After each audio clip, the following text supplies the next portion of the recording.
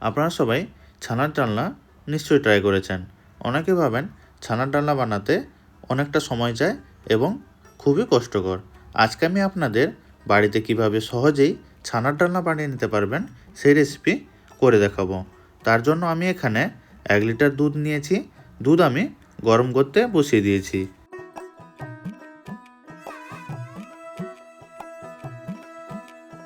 দুধ যখন গরম হয়ে ফুটতে থাকবে সেই সময় এর মধ্যে 1 চামচ ভিনেগার আর জল মিশিয়ে দুধের মধ্যে অল্প অল্প করে দিয়ে দেবো এবং মেশাতে থাকবো। কিছুক্ষণের পরেই দেখবেন দুধ কিন্তু আমাদের ফেটে ছানা তৈরি হয়ে গেছে।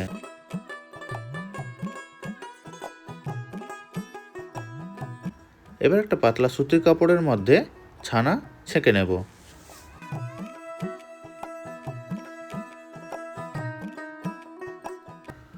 কাপড়টা আমরা বেঁধে ঝুলিয়ে রাখবো যতক্ষণ না ছানা থেকে জল পুরোপুরি বেরিয়ে যাচ্ছে।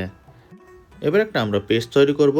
তার জন্য আমি এখানে 2টো টমেটো কেটে নিয়েছি, 1 টুকরো আদা, 3 থেকে 4টি কাঁচা লঙ্কা। এগুলো আমরা পেস্ট বানিয়ে নেব। তার সঙ্গে আরেকটা পেস্ট তৈরি করব।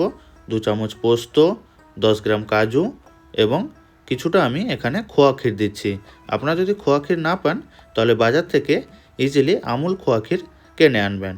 টমেটোও পেস্ট হয়ে গেছে এবং কাজু বাদামও আমাদের পেস্ট হয়ে গেছে। তারপর কড়াইয়ের মধ্যে সরষের তেল দিয়ে দেব।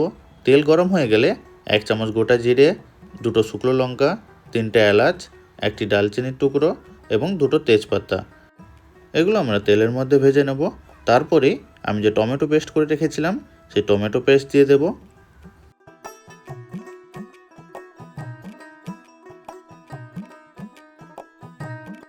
এবার এর মধ্যে এক এক করে মশলা দিয়ে দেব, যেমন 1 চামচ হলুদ গুঁড়ো, 1 চামচ ধনে পাউডার গুঁড়ো, 1 চামচ জিরা পাউডার গুঁড়ো, 1 চামচ কাশ্মীরি লাল লঙ্কা গুঁড়ো এবং 1 চামচ গোলমরিচ গুঁড়ো দিয়ে দেব।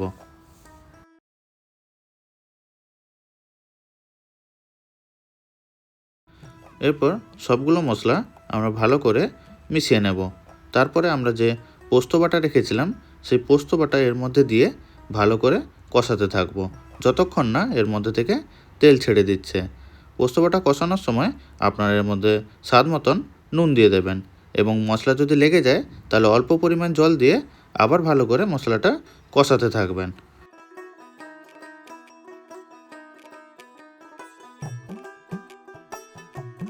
ছানার মধ্যে থেকে জল কিন্তু পুরোপুরি বেরিয়ে গেছে।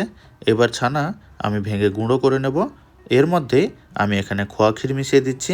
আপনারাও অল্প পরিমাণ খোয়া ক্ষীর মিশিয়ে দেবেন। তারপর এর মধ্যে 1 চামচ আদা কুচি দিয়ে দিচ্ছি।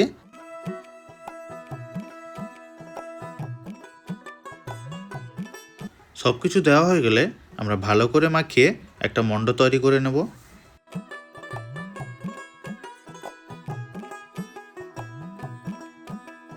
এবার ছোট ছোট করে লেচি কেটে নেব এবং হাতের সাহায্যে গোল করে আমরা চাপটা করে দেব।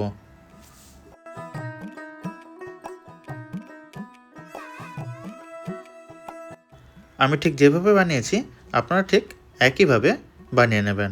এক এক করে আমি সবগুলো এরকম বানিয়ে নেব।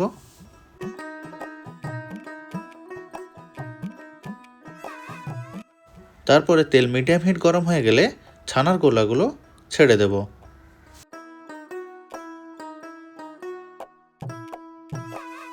এক সাইড লাল করে ভাজা হয়ে গেলে অপর সাইড উল্টে লাল করে ভেজে নেব।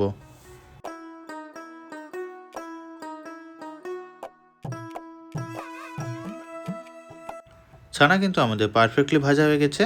এবার একটা পাত্রে তুলে রাখবো।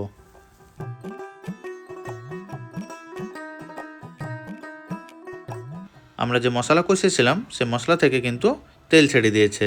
এর মধ্যে আমি এখানে 500 ml দুধ দিয়ে দিচ্ছি। আপনারা চাইলে জলও এর মধ্যে দিতে পারেন, যেটা আপনার সুবিধা হয় সেই অনুযায়ী আপনি এর মধ্যে দিয়ে দেবেন। তরকারি যখন ফুটতে থাকবে সেই সময় স্বাদমতো চিনি দিয়ে দেবেন।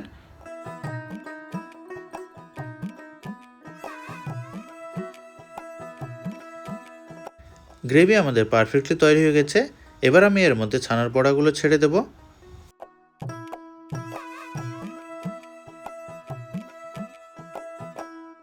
গ্রেভি যখন তৈরি করবেন এর মধ্যে জল একটু বেশি পরিমাণ রাখবেন অথবা দুধ একটু বেশি পরিমাণ রাখবেন। কারণ ছানার বড়াগুলো ছাড়লে জল টেনে নেবে। তারপরে আমরা 1 চা চামচ গরম মশলা এবং ঘি দিয়ে দিলেই আপনাদের ছানার ডালনা পারফেক্টলি তৈরি। এই ছানার ডালনা আপনারা লুচি অথবা গরম ভাতের সঙ্গে খেয়ে দেখবেন, দুর্দান্ত লাগে। আজকের মতন আমি এখানেই ভিডিওটা শেষ করছি। আপনাদের যদি ভিডিওটা ভালো লেগে থাকে আপনারা অবশ্যই লাইক করবেন এবং কমেন্ট করে অবশ্যই বলবেন কেমন খেতে হয়েছে। আপনারা সবাই ভালো থাকবেন, সুস্থ থাকবেন।